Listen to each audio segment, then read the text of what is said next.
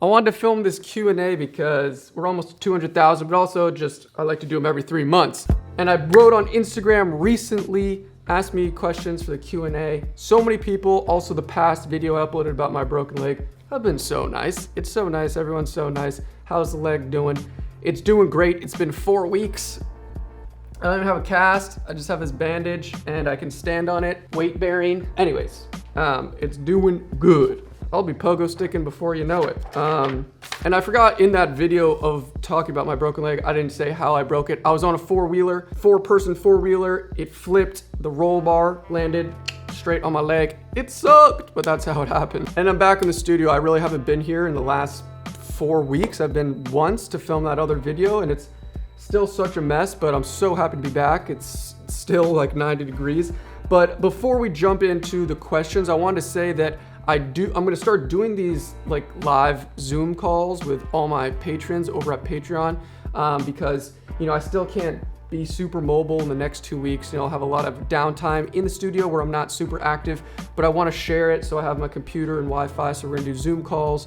We're gonna talk about different pieces and everything. So check out my Patreon page if you're into that and you wanna be a part of these Zoom calls. It's gonna be sweet.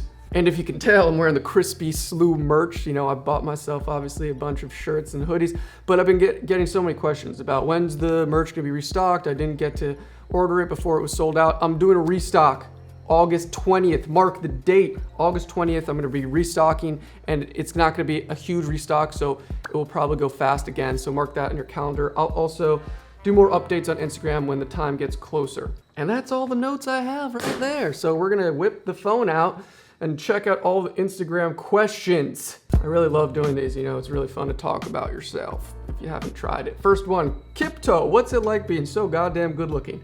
Well, my good friend Kipto, I just watch a bunch of your videos. I watch 1000's videos. I watch Smo, Doke, Cesar Santos, Andrew Tischler, all the amazing artists. That's how I'm so handsome. I watch your content. More serious question. I love this question from Sketchy Graves.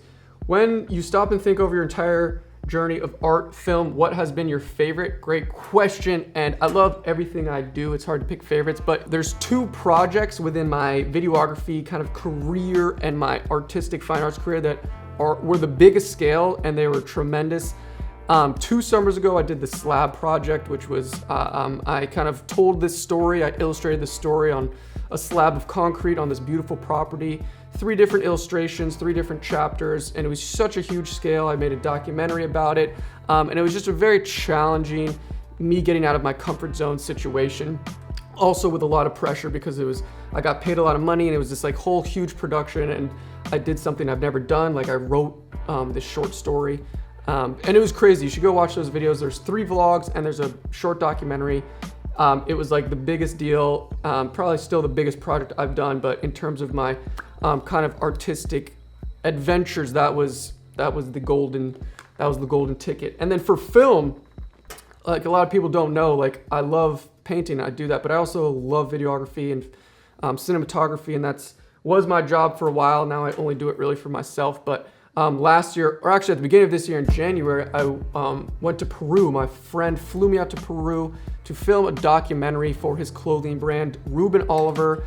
He's very successful and it was a huge undertaking for me. I mean, I did a lot of videography and videos for people freelance, but this was kind of like a lot of interviews in Spanish and I had to film all these things and we were all in a different country and I was also taking photos, doing all these intense photo shoots for his company, for his clothing brand, and it was epic. It was nothing but fun. It was nothing but good learning, but it was also, again, this huge pressure thing to deliver, and I think I knocked it out of the park. It's like my favorite video I've ever made. Anyways, those are the 2 things. I'll link them if you want to see. Thanks for that question. Wow, that just made me nostalgic. Alice Lover, Rye, would you ever consider doing a podcast, maybe talking about your art and art process? Yes, I have big plans for the future. And I love podcasts and I've always wanted my own podcast. Next year, I'm thinking and hopefully will start my own podcast. It's a huge deal. I've been thinking about it for a while. Not yet, maybe not even in the studio, but I am going to start a podcast one day. Hello, it's Andy. Current obsession. Well, I broke my leg, so I was bedridden for like 2 weeks, 3 weeks, and I actually got so into Formula One racing. It's funny, I broke my collarbone also a few years ago, and when I was in bed then, I got into Formula One, and I got back into it now, and I just love F1 racing. All the guys, and it's just an amazing sport. I'm really into it. KV La Holven, was it a hard decision for you to become a full-time artist? Good question. Easy question, also complex question. No, obviously in a perfect world, if I had my choice, being a full-time artist has been and is my dream, and I'm living it right now, and I'm so lucky. So in that regards, wanting to become a full-time artist, obviously that's what I dreamed about when I was younger, and now I'm doing it. But the process of heading into that lane and, you know, driving down that avenue of being a full-time artist took years. You know, I built this studio 4 years ago, and I was working full-time at a restaurant, making YouTube videos, pursuing art, trying to get better, and slowly after, you know, from those 4 years, I am where I'm at today. It wasn't overnight. You know, I went to schools during that time, and I left school. I went to a painting school, left that painting school, and then last August, it's almost been exactly a year since I left school completely. I decided to live at home. I didn't have any other job but being in here in the studio, making videos, and, you know, painting and making money from that. So it's pretty much been 1 year on the dot, celebration, that I've done become a full-time artist and been able to pay and monetize my craft. So hopefully that answers, but it was a long time, easy decision. Obviously it's my dream, but yes. Caroline RHT, what are your future goals? What are you working on? What are you working on those with? What are you doing? So future goals, I actually just touched on it. I want to make a podcast. I want to start a podcast. I've been wanting to do that for a while. And actually, this is like a really intense thing that I don't want to like talk too much about it because, you know, I'm trying to manifest it. I'm not trying to say it all and then it not happen, but I am trying to move into Brooklyn, into New York City with a studio. I want to leave this place and scale up. It's this whole big thing that I've been trying to plan and save money for the last couple of years. There's a lot that has to go right in the next year, and it's a huge undertaking, but I'm trying to move to New York City and do what I do here in Connecticut and move it to the city, bigger scale, more epicness, podcast, video production, art, all the craziness. It's a kind of crazy thing, but that's the plan. Chris Wong, how tall, old are you? I'm 6 foot pretty much on the dot, and I'm 25 years old. Gummy worms or gummy bears? Gummy worms. Connie Corrento asks, what's that mustache for? You mentioned a special project some time ago. Yes, that's funny that you good remembering, good listening. So the secret project, it's so standard. Like I have all these projects I want to do lined up, and I always think it's going to be super smooth, and every week I'm just going to get these things done, but life happens. I wanted to do it pretty much at the beginning of the March, and it was this big production, including a huge video and photo shoot, and then I was going to paint something. I'm not going to tell you what it is, but pretty much I wanted to do it in March. Coronavirus happened. My buddy couldn't come over and shoot the video, so it was delayed, and then we finally shot, did the photo shoot, did the video before, like at the end of June. Can you imagine? And then I was gonna start it, and then I broke my leg. And so it's been pushed so much back, but it's still happening. I still have the mustache because I like it, but that huge project, 50% of it is done because we filmed and did the photo shoot, but the painting process is still left. It's going to be epic. It's gonna be my first big project once my leg is fully healed, maybe in like 3 weeks or something, give or take, but I'm very excited about it. It's still in the works, even though it's 6 months, 5-6 months late. But yes, thank you for asking, and get amped. Ty Davis, will you ever get more tattoos? Definitely, I love tattoos. I don't know if I'm gonna keep doing like my characters. I have 3 of my favorite characters. They're all my favorite, but these were the ones I got tattooed. I also have a tattoo kit where I gave my friends a bunch of tattoos and I gave myself some. I don't know if you can see it right there. Maybe not, but yes, I love tattoos. I want to get more, slowly but surely. I like to get them when I travel because they're good memories like that. EK Pap, what's your favorite animation, cartoon, movie, or both? It's funny because I've had my broken leg, so I've been laying in bed for like 3 weeks, lazy sack of potatoes, and I've been binge watching Avatar: The Last Airbender. It's so good, it's amazing. I love that sort of stuff. I don't watch that much anime, but there's something about the art and the story. And I used to watch, you know, Avatar and Nickelodeon in like middle school, I think. So I've been binging that. It's amazing. All right, that's enough for the Instagram. Let's go to the community tab on YouTube. Mango smoothie, mega smoothie right there. So the most upvoted comment is this one. I was wondering how long did it take you to stable career in art? How did you gain popularity and, let's say, enough commissions to have a stable career in art? So basically, how did I start selling artwork, making money? You know, that's what I assume. And I get so many questions, so we'll spend maybe a couple minutes on this one. Mic drop paint. And I've said this a lot and before, it was a slow process. And like I said, I was making art way before even my YouTube channel, then my YouTube channel in high school, and throughout kind of college I didn't do much, and then before I had the studio, you know, I was making art for me and I loved it. It was like an obsession, like people gaming, you know, except I was making art. I just wanted to get better. And I made no money, pretty much $0 for the first 3 years as, you know, kind of taking art really seriously. I would say comparable to like a part-time job, you know. I wasn't full-time like I am now, which is like my life, and it's like 6-7 days a week, but like I would purposely work on projects every week, spend a lot of time. I had other jobs, even at school before art school, I was doing like allocating that much time, but the money started coming in, and actually doing commissions started coming in when my YouTube channel got popular. And so I in my opinion, I owe it a lot to social media.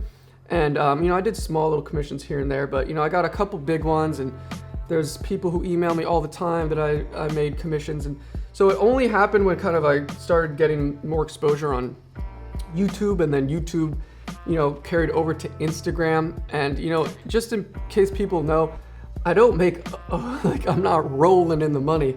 I have made more money in the last year than I ever have in my life, and I'm really lucky to have this full-time job, and you know, hopefully it'll just grow. But you know, there's a couple different revenue sources. You know, it's not just all from YouTube. It's just not all from commissions. You know, YouTube pays me for the views, the monetized views. That's owned by Google, so that's a certain amount per month, depending on how many views you get. And the views you get is very fickle, so it's inconsistent, but that's a very passive income that is every month. The amount every month is different. Then I have sponsorships on videos. The most popular one is Skillshare on my channel, which is a certain amount. I don't want to talk about the amounts, but that's pretty much every month, and that's great. And that's kind of when I need it or when they ask to do it, and that's great, and that helps support the channel. And then I also, obviously I do commissions, and so that's very fickle. It's here and there, and in more recent months, I've said no to a lot of commissions because I'm so busy on the projects I want to do for myself, which in turn make money for me within YouTube and the social media realm. So it's like I'm very lucky to pick and choose to not do commissions and work on my own artwork for me, by me, than to paint a dog for someone else or paint a portrait for someone else, even though I still like to do that, and I still do that. Commissions are another revenue stream. I have a Patreon, which you should check out, which is a little money per month. And then what's the other one? Oh, merchandise. Yeah, so I made the merch, and that was, you know, a solid amount of money. It did great for my first run. It was a test. It was like a beta test how merchandising would work for me, and I've gained a certain amount of following, and so that's when you start to, you know, do merch. And I've always wanted to do t-shirts and clothes, specifically, obviously, with my artwork. So that was a solid amount of money in the last 3 months. And so those are the things that altogether allow me to not have another job. And you're asking, how do you do that? There's no answer to that. I just did these things. I made a YouTube channel, took it seriously for years and years. You know, I continue to push myself. So that the question of how, it's impossible to answer. I could just tell you my experience and now what is happening for me. And if people are out there trying to gain exposure, I think that was another question, how to gain exposure. There's a bunch of questions about money and becoming a full-time artist and monetizing. But, you know, I think social media now in this day and age is vital. TikTok, even though I'm not on TikTok, Instagram, YouTube videos, putting out content, especially if you're an artist and you have a good product to show, to expose, you know, like, that's a great, but it doesn't necessarily, you don't need to be the best painter. I'm definitely not the best painter on YouTube. I'm nowhere close, and I don't think I ever will be close, but I have my style videos, I do my artwork, and then over a long course of time, I've, gained a following and people recognize, and so that's that. So I would just suggest getting some videography skills, maybe some photography skills, and just start killing Instagram, YouTube. You should check out Gary Vee, because he has a lot of good information on social media. But that's that's like the social media side. Commissions and other artwork to sell, I don't, it's hard. It's hard to get clientele lists. In the beginning, a lot of it was like word of mouth through friends and friends' families and parents of friends or other people who recommended me, word of mouth. Yeah, talk to friends and family, tell them, hey, I'm starting to make artwork, and I have commissions open if people want stuff, and you never know what can happen with word of mouth through the ether. That was a little mega rant. Another upvoted question, Aaron Osborne, is procrastination common for you? I'm curious because that's my problem now. I have like 10 ideas for the month. I'm driving for the future. Okay, cool, thanks. Yeah, Aaron, I do and I don't. Artist block, if that's kind of a similar question, I get questions a lot. I never have artist block. I have so many things I always need to work on and that I love to do, and obsessed with watercolor, acrylics, oil paint, spray paint, graffiti, digital stuff, editing videos, all of the fingers that come with video and photo. I have a studio to maintain. I have a job that is everything I just said. So I never have nothing to do, but what I do procrastinate in is picking the projects. Once I'm in a project and I narrow it down and I commit to it and I'm ready to execute, I'm balls to the wall, lasered in. But having a project here, should I do this one first? Having this one, I line up projects, I prepare them, and then it's like, do I start this one or do I start this one? Do I do this and this first to help me with that? So in that regards, I procrastinate, but once I decide on the project, I'm very in it and I don't stop until it's complete, if that helps. Cam T, how many cameras do you use? Is just one to edit all the time, different shots, multiple time lapses and such. I love videography questions because I'm obsessed. Right now I'm filming with a Blackmagic Pocket Cinema Camera 4K. I got it recently. It's a new camera. It's really mega awesome and professional. It was a little investment and I'm loving it. And I usually use it for these kind of stagnant shots. I got the microphone so it's a good quality. But normally when I'm vlogging, I'm moving around or time lapses, I use the GH5, which is also a terrific camera. But I've had many cameras over the past 4 years that I've done this, but yeah, so it's a GH5 and Blackmagic camera. I also see a lot of questions about money, and I kind of talked about how I make my money, and it's very tricky and I don't like to talk about it. I don't think a lot of people like to talk about it, also specifically how much money I make, but people are like, how do you pay for your studio? You're so rich and lucky, but there's a lot of things you don't know. I live at home with my mom. So there's almost zero expenses. I made that decision a while ago to live at home. I don't have any student debt. I'm very lucky to not have that. And so the only really true large expense I have is this studio. And this studio is only $650 a month, which is insanely cheap because my friend JT and I built it 4 years ago. We renovated the crap out of it. It's in a very large factory with 100 different tenants. It's huge, and we just happen to have this space, but we decked it out, we painted the walls, so it looks nice, but because we put so much work into it, we have a grandfathered price of that $650 a month. I do. And if someone moved in after me, I would guarantee that they would charge double or triple because they want to charge me more, but it's that grandfather contract. They didn't expect me to be here for 4 years. So it's great. I'm very lucky, but that's really my only expense. Obviously there's other things I have to pay for, but the majority of the money I make, I save or put back into my business, the YouTube channel, getting more equipment.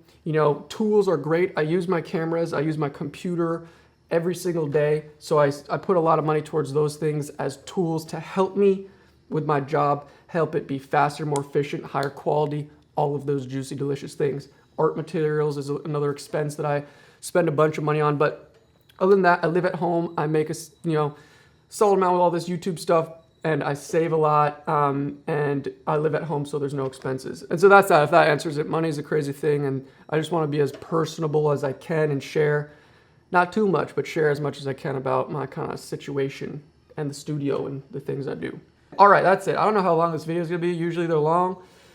Hopefully I answered a lot of questions. Again, there's 3 other question and answer videos that I'll link that have a bunch of questions about the art schools I went to and the different things like that, so you can check it out. So I did a little DM on my Instagram saying I was gonna go live in an hour, and we're gonna go live right now to do some more questions.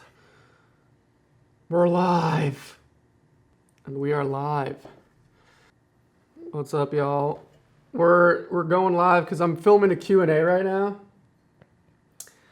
And also, I haven't been to the studio in like 4 weeks because of my broken leg. So